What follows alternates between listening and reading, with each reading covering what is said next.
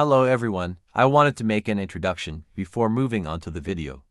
The channel's interactions are a little low, so I'm asking you to like the video, subscribe to the channel, and state your opinion in the comments. Thank you very much in advance.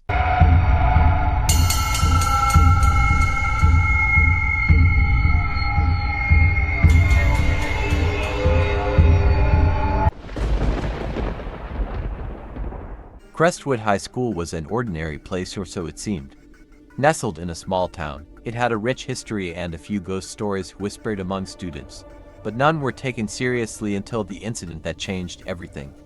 The story began with a group of seniors: Lily, Mark, Jenna, and Tom. They were close friends who loved exploring the school's history.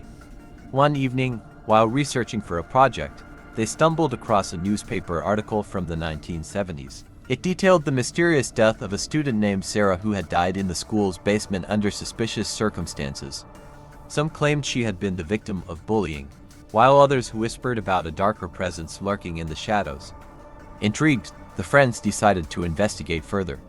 They learned that the basement had been sealed off after Sarah's death, but rumors suggested that her spirit still wandered the halls, seeking justice for what had happened to her. One Friday night, emboldened by curiosity and a hint of bravado, they made a plan to break into the basement.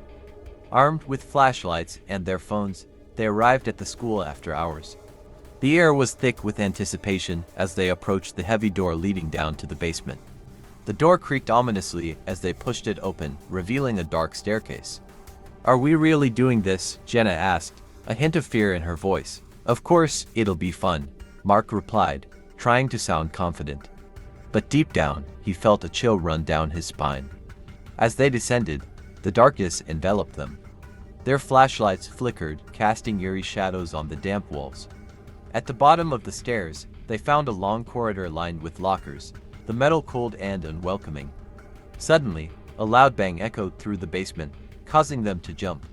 "Just the wind," Tom insisted, but the tremor in his voice betrayed his fear. They wandered deeper into the basement, where the air grew colder. The smell of mold and decay filled their nostrils. As they turned a corner, they stumbled upon an old classroom that had been abandoned for decades. Inside, they found overturned desks, broken chairs, and walls covered in graffiti. "Look at this," Lily exclaimed, shining her flashlight on the wall. Someone had scrawled the name Sarah repeatedly, along with phrases like "help me" and "get out." "Creepy," Jenna muttered, her heart racing. As they examined the room, they heard a soft whisper, almost like a child's voice. "Help me, please." It sent chills down their spines. "Did you hear that?" Mark asked, his eyes wide with fear. "Yeah," Tom replied, looking around nervously. "We should go." But before they could leave, the lights flickered on and off, and the room seemed to grow darker. A sudden gust of wind blew through, slamming the door shut. Panic set in as they realized they were trapped. "Let me try to open it," Mark said, rushing to the door. He pushed and pulled, but it wouldn't budge. The whispers grew louder, surrounding them, echoing off the walls. "Help me, help me." Lily felt tears welling in her eyes. "We need to get out. We need to find another way." In a frenzy, they searched for an alternate exit. As they frantically explored the room, Tom noticed a dusty old window high up on the wall. "Maybe we can climb up and get out through there." They moved a stack of broken desks beneath the window. One by one, they climbed up, squeezing through the narrow opening. Just as Lily was about to follow, a shadow passed over the room, and she froze. "What was that?" she whispered, terrified. Mark turned to look, his flashlight flickering wildly. "It's just our imaginations," he insisted, but doubt crept into his voice. As Lily climbed through the window, a sudden coldness enveloped her, making it hard to breathe. She felt a hand brush against her arm, icy and ethereal. Whipping around, she saw a figure standing in the corner, a girl in a tattered white dress, her eyes hollow and filled with despair. "Help me, please," the figure whispered, her voice echoing like a haunting melody. Lily screamed and tumbled through the window, landing hard on the ground outside. The others quickly followed, fear driving them to escape. They sprinted across the schoolyard, not daring to look back. Once they reached the safety of the street, they paused to catch their breath. Heart pounding, Lily glanced back at Crestwood High. The windows were dark, but she swore she could see a figure standing in the old classroom, watching them. Over the next few days, the friends struggled to shake off the fear. They discussed what had happened, but none of them could explain the shadow they saw or the whispers they heard. Then, the following Friday, they learned that their school was holding a memorial for Sarah. The principal announced it over the intercom, urging students to attend. Lily felt a chill. It seemed too coincidental. As they entered the auditorium for the memorial, they found it packed with students and teachers. They listened to stories about Sarah's life, the laughter she brought, and the tragedy of her untimely death. But as the ceremony continued, Lily felt a strange pull. Something was off. When it was time for the candles to be lit in Sarah's honor, Lily noticed something flickering in the back of the room. A cold wind swept through the auditorium, and the lights dimmed momentarily. In that brief darkness, Lily caught a glimpse of the figure and the girl in the tattered dress, standing silently among the crowd. "Help me, please." The voice echoed in her mind, louder than before. Panicking, she turned to her friends, but they were frozen in place, staring at the figure. "We need to go," she urged, grabbing their arms. They stumbled out of the auditorium, gasping for air as they made their way back to the basement. This time, they felt a sense of urgency. They had to help Sarah find peace. Reaching the basement door, they hesitated before entering. This time, they wouldn't run. They had to confront whatever haunted the school. With resolve, they pushed the door open and descended into the darkness once more. As they entered the classroom, the air felt electric. They gathered in a circle, each holding a candle. "Sarah," Lily called out, her voice steady. "We're here to help you. You don't have to be alone anymore." Suddenly, the temperature plummeted, and the shadows around them began to swirl. The whispers returned, louder and more desperate than before. "Help me, help me." The candles flickered violently, and for a moment, the room illuminated, seen from the past, a classroom filled with students laughing, then shifting to chaos as a figure fell to the ground, and the laughter turned to screams. "Sarah," Mark shouted, feeling a surge of empathy. "We know what happened. We're sorry." At that moment, the room fell silent. The shadows coalesced into a figure before them, revealing Sarah in her white dress, her face twisted in pain. But as they stood their ground, they saw her expression change, shifting from anguish to relief. "I'm lost," she whispered, tears glistening in her eyes. "Please, don't forget me." Lily stepped forward, holding her candle high. "We won't forget you. You deserve to be remembered. You are not alone anymore." With those words, the air around them seemed to shift. The whispers quieted, and a warm light filled the room. Sarah's figure began to dissolve, but she smiled, finally at peace. "Thank you," she whispered before vanishing completely. The candles flickered out, leaving them in darkness. When they finally emerged from the basement, they felt lighter. The weight of Sarah's sorrow lifted. They had confronted the haunting, and in doing so, had freed a lost soul. From that day on, Crestwood High felt different. The air was lighter, the shadows less ominous. The friends made it their mission to honor Sarah's memory, sharing her story with others, ensuring she would never be forgotten again. Though the whispers ceased, the bond they formed that night remained, a testament to the power of compassion and the courage to face the darkness. Greywood High School had a reputation. Nestled at the edge of town, it was known not only for its rigorous academics but also for its dark history. Whispers among students spoke of a girl named Clara who had vanished from the school nearly 20 years prior. The circumstances surrounding her disappearance were shrouded in mystery, and many believed her spirit still roamed the halls. It was late October when a group of seniors, Ella, Ryan, Mia, and Jake, decided to investigate the stories surrounding Clara's disappearance. Intrigued by the eerie tales, they planned a Halloween night sleepover in the school's abandoned wing, rumored to be the last place Clara had been seen. On the night of their adventure, they gathered flashlights, snacks, and sleeping bags. As they crept through the dimly lit corridors after school hours, the air felt thick with anticipation and a hint of dread. "Are we really doing this?" Ella asked, glancing around nervously. "Of course. We have to see if the stories are true," Ryan replied, trying to sound brave. They reached the abandoned wing, a section of the school that had been closed off for years due to its dilapidated condition. The door creaked open, revealing a dark hallway lined with faded lockers and peeling paint. Dust motes danced in the beam of their flashlights as they stepped inside. "Let's set up here," Mia suggested, spreading out their sleeping bags in what used to be an old science lab. The room was filled with broken equipment and a lingering smell of chemicals. As they settled in, they began to share stories about Clara. "Some say she was bullied," Jake said, his voice low. "Others claim she discovered something she shouldn't have." As the night wore on, they told ghost stories, their laughter echoing in the empty hall. But as midnight approached, the atmosphere shifted. The air grew colder, and the shadows seemed to deepen around them. Suddenly, they heard a soft thud from the adjacent classroom. The sound sent chills down their spines. "What was that?" Ella whispered, her eyes wide. "Probably just a raccoon or something," Ryan said, though he didn't sound convinced. Still, curiosity got the better of them, and they decided to investigate.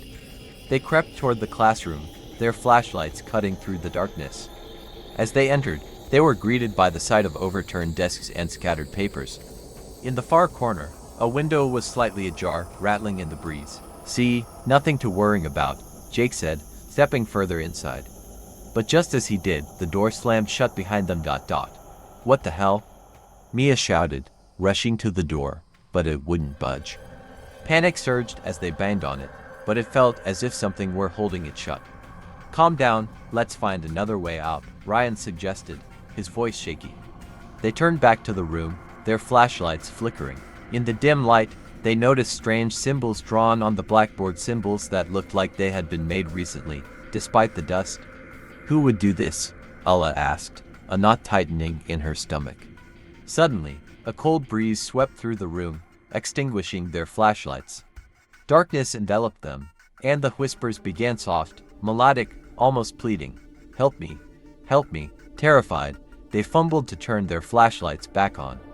When they finally flickered to life, they saw her, a girl standing in the corner, her hair hanging over her face, wearing a faded school uniform. "Clara," Ella breathed, stepping forward. The girl looked up, her eyes filled with sorrow. "Help me, please." The friends stood frozen, fear gripping them. "What do you want?" Jake managed to ask, his voice barely a whisper. "Find me. They took me."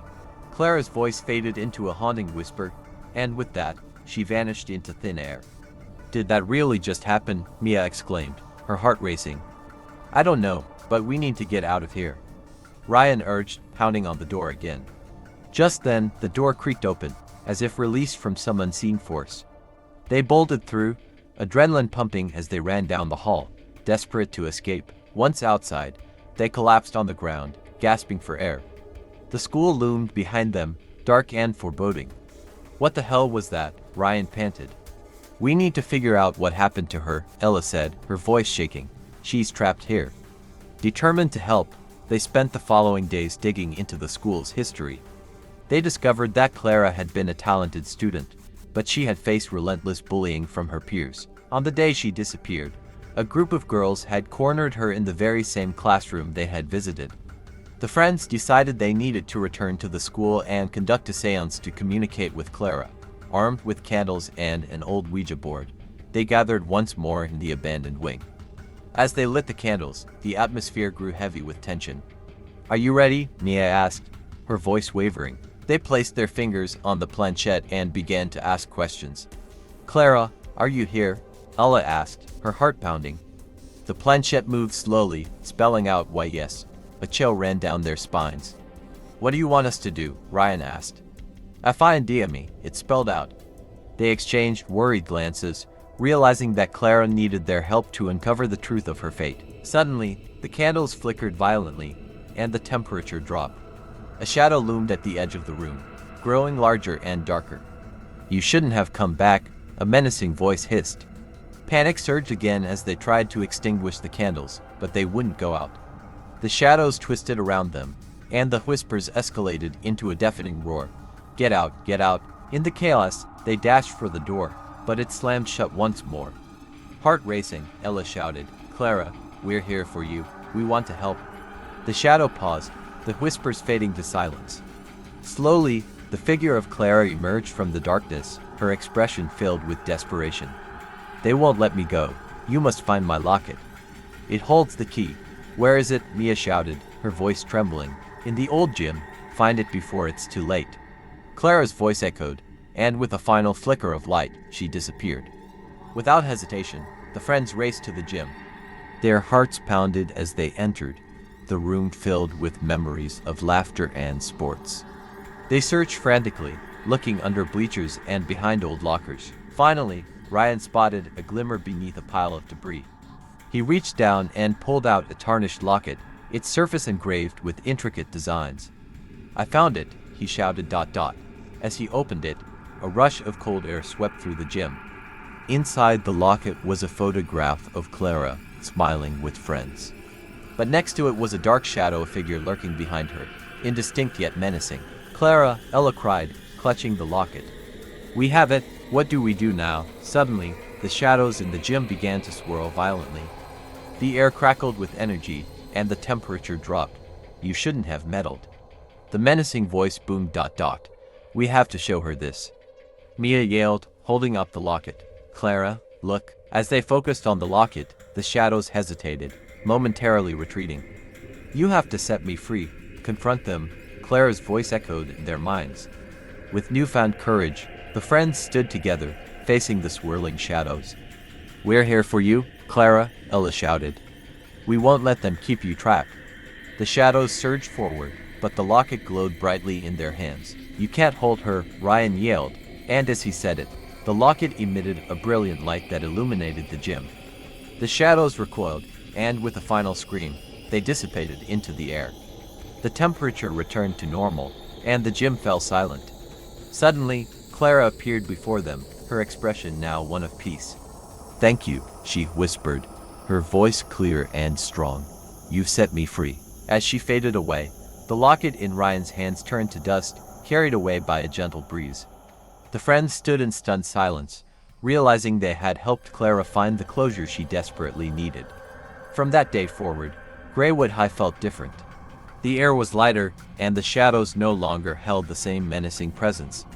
The friends shared their story, ensuring that Clara's legacy would be remembered, and they found comfort in knowing that she was finally at peace. And on quiet nights, when the moon was full, they sometimes thought they heard a soft whisper, echoing through the halls, "Thank you." Ridgewood High School was known for its rigorous academics and vibrant student life, but it also had a dark history that many students whispered about in hushed tones. The school was built on the grounds of an old orphanage, where tragic events had unfolded decades earlier. Rumors of hauntings and unexplained phenomena lingered in the air, but most students dismissed them as mere tales. One crisp autumn day in 2007, a group of friends decided to investigate the basement of the school, rumored to be the site of strange occurrences. They had heard stories of flickering lights, cold spots, and even whispers echoing through the empty hallways. Fueled by curiosity and a sense of adventure, they made their way down after school hours. As they descended the narrow staircase, a chill enveloped them, and the air grew heavy with an unsettling silence. Their flashlights flickered as they reached the bottom, illuminating dusty old storage boxes and broken furniture. The atmosphere felt charged, as if the very walls were alive with energy. While exploring, they stumbled upon an old trunk. Intrigued, they pried it open and found an assortment of dusty toys, old photographs, and letters from the orphanage's past. One letter, yellowed with age, caught their attention. It spoke of a girl named Emily, who had mysteriously vanished from the orphanage. The letter detailed her love for the woods behind the school and her longing for freedom. Suddenly, one of the girls, Mia, felt a sharp pain in her arm. She looked down to find a small scratch forming, as if something unseen had clawed at her. Startled, she cried out, and the others rushed to her side. As they tended to her, the lights began to flicker ominously. A low whisper filled the air, barely audible but distinct. "Help me." Panic set in as the group exchanged terrified glances. They decided to leave, but as they turned to ascend the stairs, they found the way blocked. The air grew colder, and shadows danced along the walls, twisting and writhing as if trying to escape. Desperate to get out, they pushed against the door, but it wouldn't budge. The whispers grew louder, more insistent. "Help me, help me." Finally, in a moment of sheer will, Mia kicked the door with all her strength. It flew open, and they scrambled up the stairs, gasping for breath. as they burst into the hallway.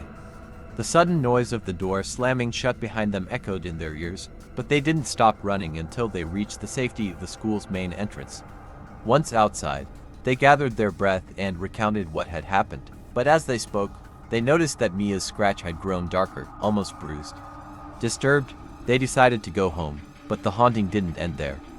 Over the next few days, Mia began to have vivid nightmares. In them, she saw the girl from the photographs Emily reaching out to her face twisted in anguish. Each night, the dreams grew more intense, and Mia started hearing the whispers even in her waking hours. Mia eventually confided in her parents, who suggested she speak to a school counselor. During the session, Mia learned that the orphanage had been plagued by neglect and tragedy, and many children had vanished without a trace. Emily was one of them, her spirit reportedly lingering in the shadows of Ridgewood High. Determined to find peace for both herself and Emily, Mia returned to the school one last time. Armed with flowers and an apology for Emily's lost childhood, she went back to the basement. As she placed the flowers near the trunk, she whispered, "I'm sorry. I wish you had found freedom." The air grew still, and for the first time, she felt a warmth surround her. The whispers faded, replaced by a gentle breeze. Mia left the basement, feeling a weight lift from her shoulders. From that day forward, the hauntings in Ridgewood High seemed to dissipate. Mia no longer had nightmares, and the scratch on her arm healed. But the story of Emily remained, a chilling reminder of the past that would never be forgotten. To this day, students speak of the whispers in the basement, and those who dare to explore the old trunk are warned to tread lightly. For in the shadows of Ridgewood High, the echoes of lost souls still linger, waiting for someone to hear their cries for help. Alright everyone, that brings us to the end of our story. If you enjoyed this video and would like to see more content like this, don't forget to hit the like button and subscribe to our channel. And if you have similar stories you'd like to share with us, feel free to reach out. Thank you for watching, and until next time, take care.